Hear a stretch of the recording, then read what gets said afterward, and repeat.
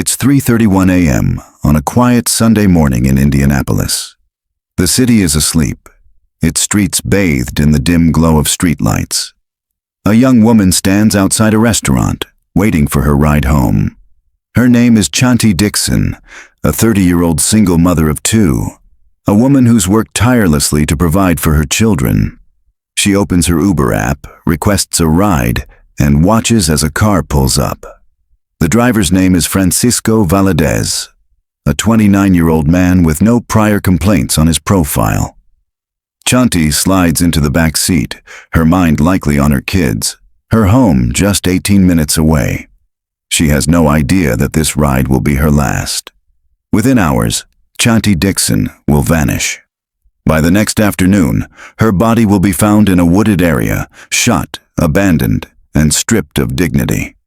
The man behind the wheel, the one she trusted to take her home, will confess to a crime so heinous it will shake a community to its core. This is not just a story of a single crime. It's a chilling reminder of the risks we take when we step into a stranger's car, place our safety in their hands, and trust an app, Files, where we uncover the haunting stories behind the headlines, giving voice to those who can no longer speak. Today, we dive into the tragic case of Chanti Dixon, a mother whose life was stolen in a betrayal of trust that raises urgent questions. How safe are we when we use rideshare apps? What failures allowed a predator to slip through the cracks? And how many more lives must be lost before change happens? This is a story of a woman who did everything right, followed every protocol, trusted a system designed to keep her safe, and still became a victim. It's a story of a family shattered, a community outraged, and a system under scrutiny. Stay with us as we unravel this heartbreaking case, and don't forget to hit that subscribe button to join our community of truth seekers. Chanti Dixon was no stranger to hard work. As a single mother of two, she juggled long shifts at a restaurant, late nights and early mornings, all to provide for her children, Dashun and Chianti. On that fateful Sunday morning, she followed her routine, finish her shift, request an Uber, and head home to her kids. She had no reason to suspect danger. The Uber app was a lifeline, a trusted tool that millions use every day. But what she didn't know was that the man behind the wheel had intentions far darker than delivering her safely home. Valadez, the 29-year-old driver, accepted her ride request at 3:31 a.m. His profile showed no red flags, no complaints, no warnings. But within minutes, the ride would take a deadly turn. A detour into an isolated area. A gunshot, a body hidden behind a concrete barrier, and a family left to grapple with an unimaginable loss. The murder of Chanti Dixon sent shockwaves through Indianapolis and beyond, reigniting debates about rideshare safety, background checks, and the vulnerability of women in the early morning hours. It's a case that forces us to confront uncomfortable truths about the systems we rely on and the predators who exploit them. This isn't just another true crime story. It's a wake-up call. According to Uber's own 2019 safety report, there were over 3,000 reported sexual assaults in a single year in the U.S. alone, with 92% of victims never pursuing legal action. Chanti's case is one of the few that made it to the headlines, but how many others go unnoticed? How many dangerous drivers are still on the road? As we piece together this tragedy, we'll explore the forensic evidence, the digital trail, and the systemic failures that allowed this crime to happen. We'll ask tough questions. Was this murder premeditated? Could in-car cameras have saved Chanti's life? And what can we do to prevent this from happening again? If you're watching this and feeling a chill down your spine, you're not alone. This case hits differently, especially for women, for mothers, for anyone who's ever stepped into a rideshare car in the dead of night. So, let us know in the comments. Where are you watching from? Have you ever felt unsafe in a rideshare? And what changes would make you feel secure? Your voice matters, and together, we can push 40-year-old single mother, a beacon of strength in a world that often tested her resilience.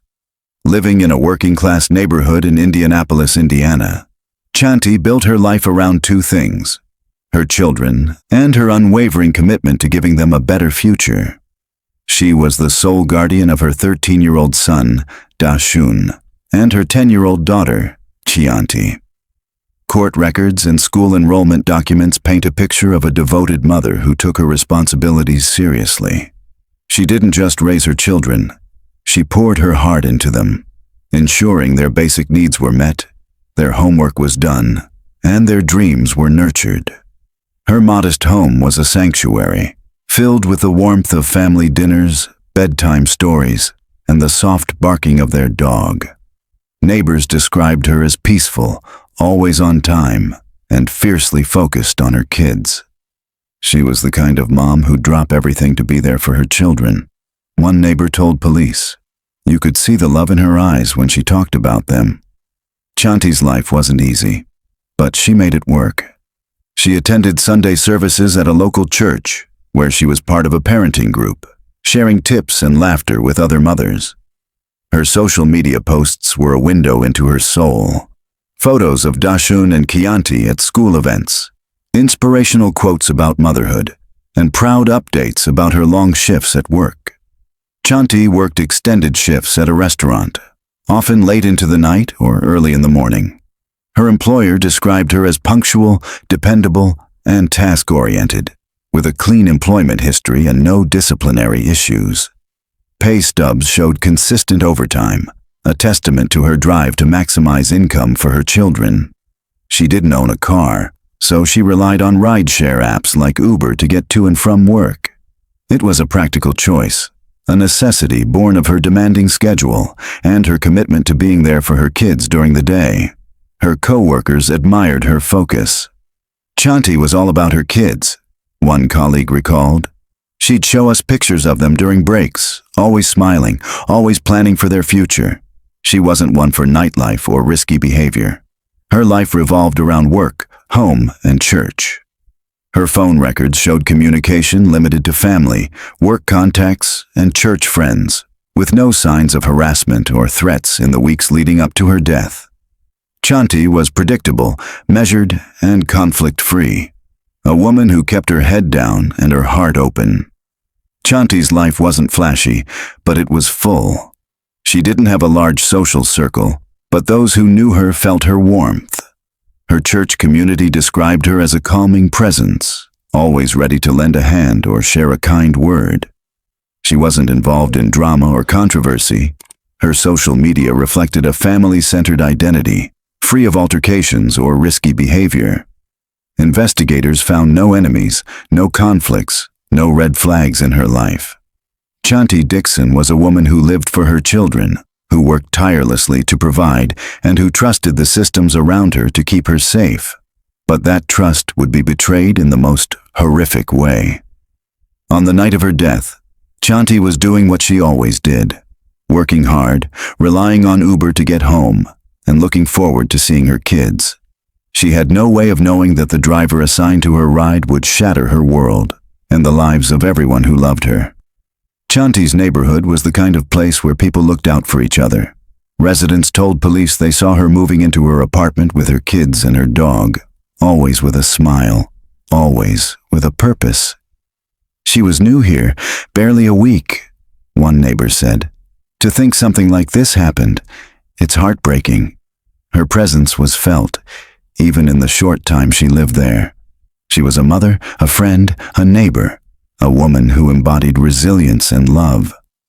It's Sunday morning, March 2023, in Indianapolis, Indiana. The clock reads 3 a.m., and Chanti Dixon steps out of the restaurant where she's just finished a grueling late-night shift. She's dressed in her work uniform, her phone in hand, exhaustion etched into her features, but her spirit unbroken. She opens the Uber app, a routine she's followed countless times, and requests a ride home to her apartment, just 18 minutes away. The app pings, assigning her a driver, 29-year-old Francisco Valadez. At 3:31 a.m., Valadez's car pulls up outside the restaurant. Chanti, following protocol, checks the license plate and the driver's photo. Everything matches. She slides into the back seat, likely sending a quick text to her sister to let her know she's on her way home. The car pulls away, heading west along the expected route. For the first 7 minutes, everything seems normal. The GPS log confirms the vehicle is moving toward Chanti's apartment, but then something changes.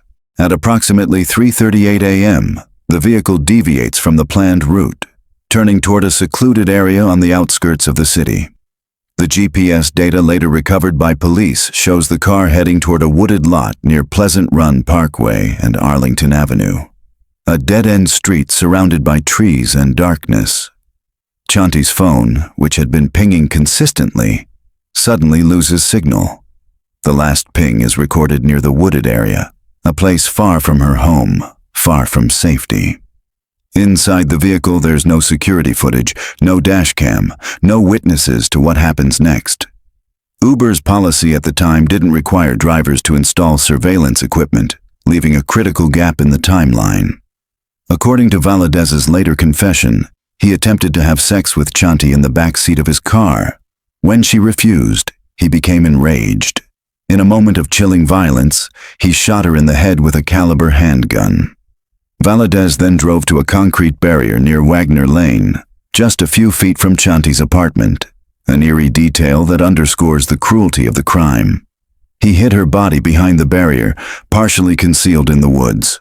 In a horrifying admission, he told police he attempted to assault her again after her death.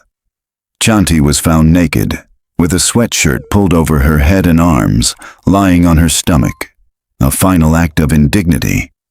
By 4:02 a.m., surveillance footage from a nearby warehouse captured Valadez's car entering the wooded lot. The vehicle remained parked for approximately 7 minutes before leaving. Chanti's phone, purse, and personal items were missing from the scene, suggesting an attempt to erase evidence. Valadez never reported her drop-off, a critical red flag that would later raise suspicions. As dawn broke, Chanti's family began to worry. She hadn't returned home, hadn't responded to texts or calls, an alarming departure from her usual routine. Her sister contacted Uber, but the company's policy required law enforcement involvement to release detailed ride data, delaying the response. By 10 a.m., the family filed a missing persons report with the Indianapolis Metropolitan Police Department, providing her last known location and the fact that she was last seen entering an Uber. At around the same time, a jogger stumbled upon a horrific scene in the wooded area near Pleasant Run Parkway. A deceased woman, partially concealed, with signs of a struggle and multiple gunshot wounds. Police secured the scene, collecting DNA samples and noting the disheveled clothing. Fingerprint data from Chanti's employer confirmed her identity within hours. The autopsy later revealed multiple gunshot wounds as the cause of death, along with signs of physical assault. The news shattered her family, her community, and everyone who knew her. The discovery of Chanti's body sent ripples of grief and anger through Indianapolis. Neighbors gathered at her apartment complex, sharing stories of her kindness, her laughter, her love for her children. "She was just a mom trying to make it," one neighbor told reporters. "This shouldn't have happened." The proximity of the crime scene to her home, just a few feet away, added a layer of cruelty to the tragedy, as if her dreams of returning to her kids were mocked by her killer. As police began their investigation, the focus turned to Francisco Valadez, the last person to see Chanti alive. The digital trail, the forensic evidence, and his own inconsistent stories would soon unravel the truth. But the question lingered: how did a trusted rideshare driver become a murderer? Francisco Valadez, a 29-year-old Uber driver, was the last person to see Chanti Dixon alive. Within 24 hours of her disappearance, he was sitting in an interrogation room, facing questions from detectives who were piecing together a digital trail that pointed directly to him. But who was Valadez? What drove him to commit such a brutal crime? And were there warning signs that went unnoticed? Francisco Valadez was a registered Uber driver with a seemingly clean record. His profile showed no customer complaints, no flagged incidents, and a 4.8-star rating. To Chanti, he would have appeared as a typical driver, someone vetted by a trusted platform. During his initial interview, Valadez claimed Chanti exited his vehicle 10 minutes into the ride, saying she felt unsafe and decided to walk. His story was vague, lacking details about the location or landmarks.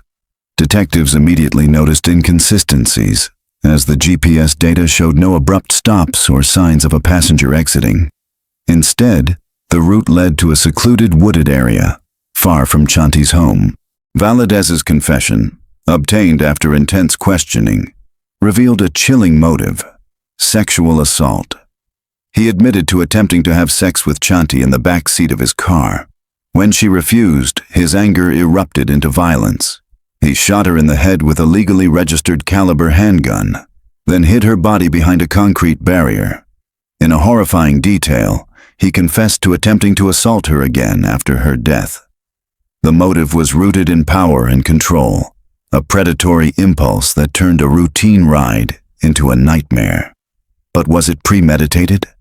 The prosecution argued that Valadez's decision to deviate from the route, coupled with the presence of a loaded handgun, suggested intent. The defense, however, claimed it was a spontaneous act of rage, triggered by a physical altercation. The forensic evidence would soon tell a different story. Valadez's changing stories raised red flags.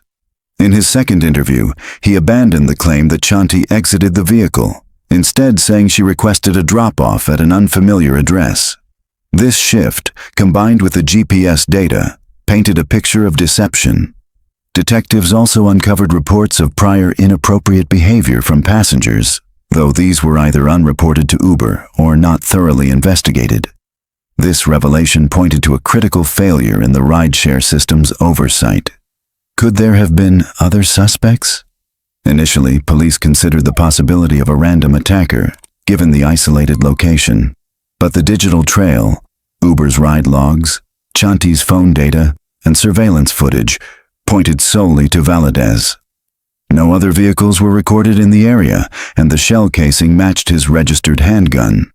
The evidence was overwhelming, but the question of motive remained complex. Was Valadez a calculated predator, or did a moment of rage spiral out of control? To understand Valadez's actions, we need to consider the psychology of such crimes. Sexual violence is often about power, not just desire.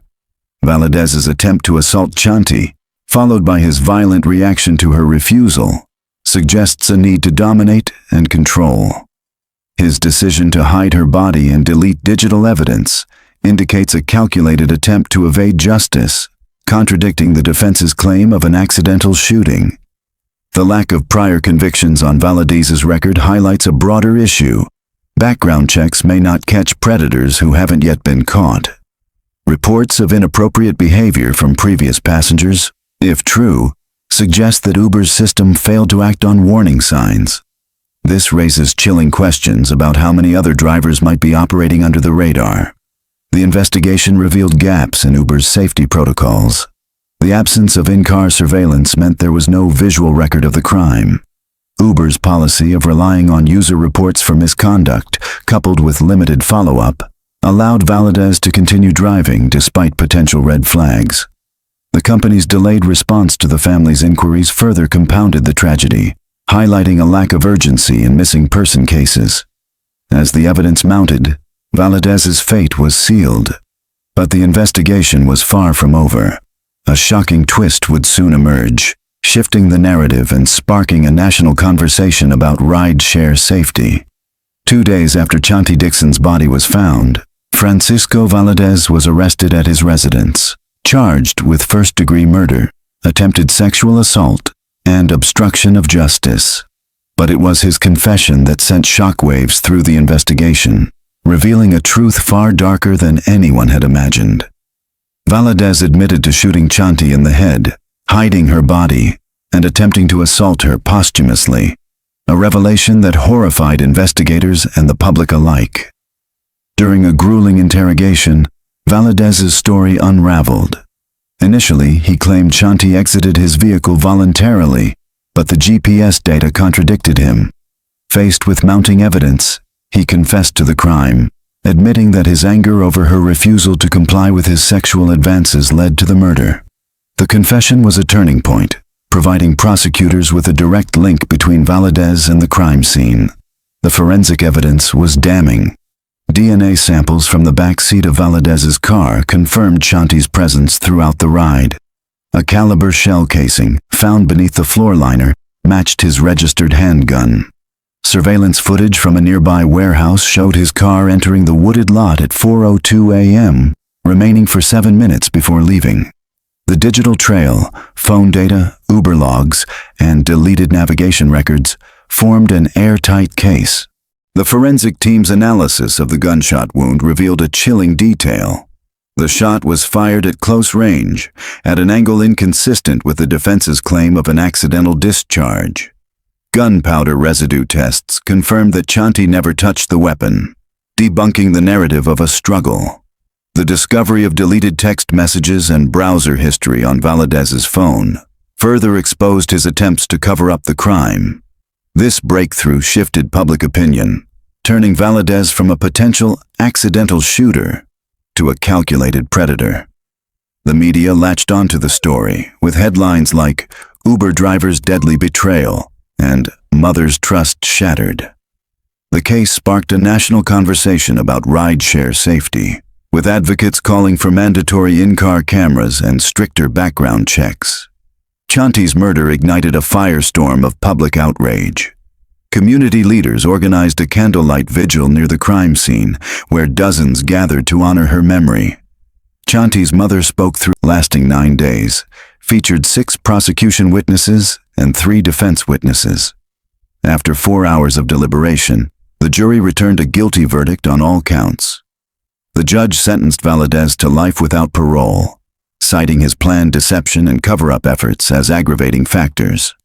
The investigation exposed Uber's vetting process. The company's delayed response to the family's inquiries further fueled public anger, raising questions about corporate accountability. The twist in this case wasn't just Valadez's confession. It was the realization that the system failed Chanti at every turn.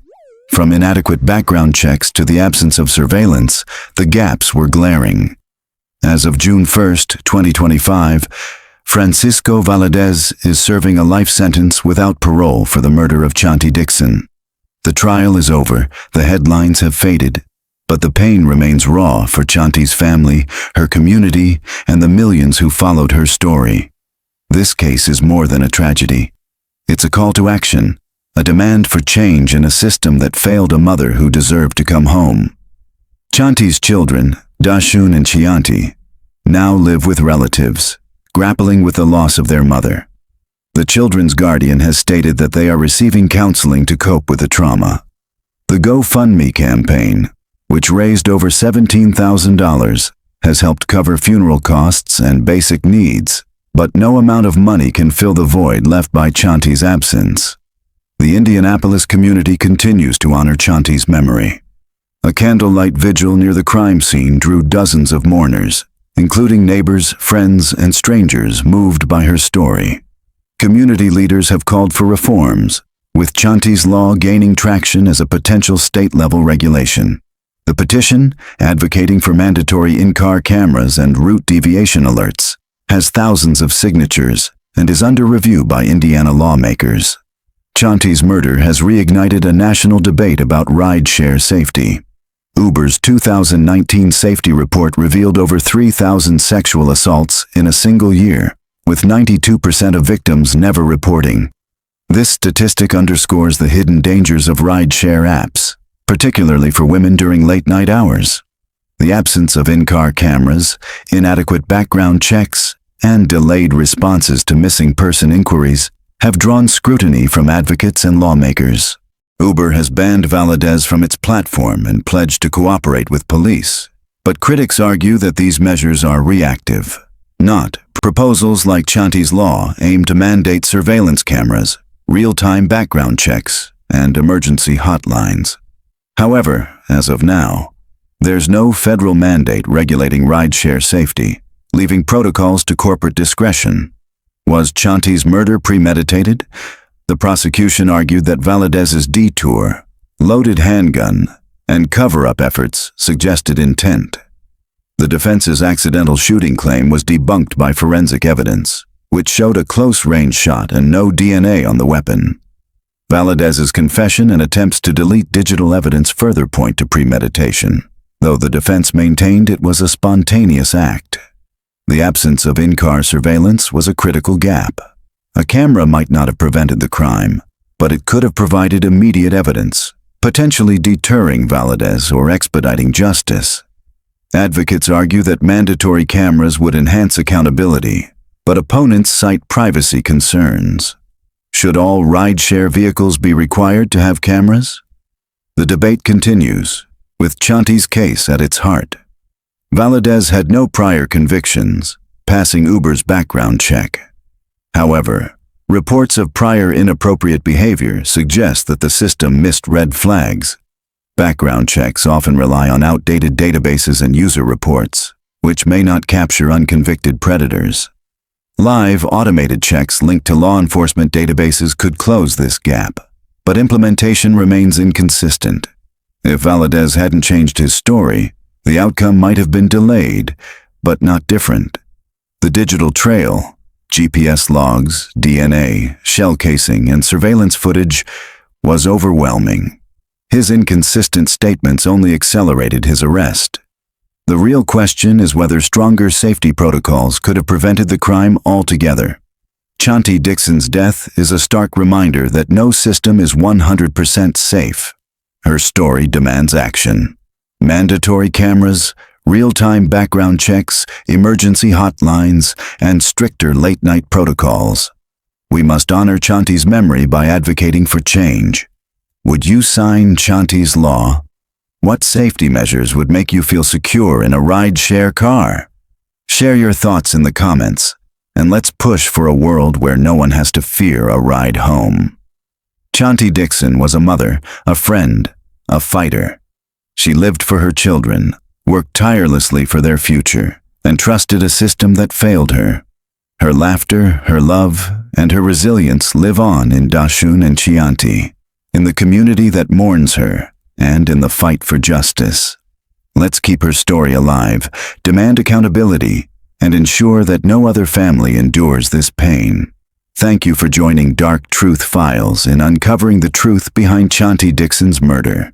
If this story moved you, hit that like button, share it with others, and subscribe for more true crime stories that shine a light on the darkness. Together, we can demand justice and change.